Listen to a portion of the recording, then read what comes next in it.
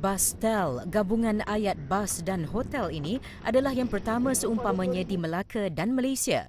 16 buah bas lama dibaik pulih dan diubah suai seperti hotel biasa. Dilengkapi katil, televisyen, penghawa dingin dan bilik mandi, hotel ini mula beroperasi sejak Jun lalu.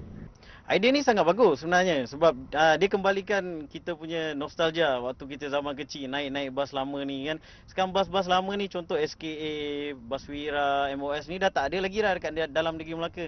So ada customer saya datang sini, akak nak tidur dalam bas Pahap. Dulu akak pergi sekolah naik bas tu nak daripada Majlis Tanah. So dia nak rasa balik ke zaman-zaman waktu dia orang remaja dulu sekarang masa kecil kan.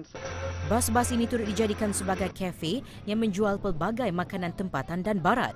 Keseluruhannya, 42 buah bas lama dibaik pulih hasil cetusan ilham bekas Ketua Menteri Melaka Tan Sri Muhammad Ali Rustam.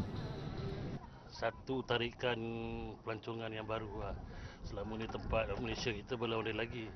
Jadi Melaka negeri yang pertama buat tempat makan bas dan juga hotel. Saya tengok belakang pun ada hotel.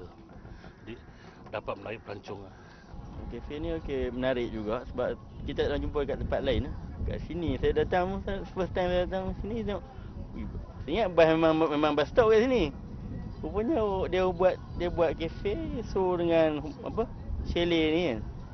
Yang menarik lah, unik dan menarik lah. Sebab tak ada kat tempat, saya tak pernah jumpa lagi kat tempat lain macam ni.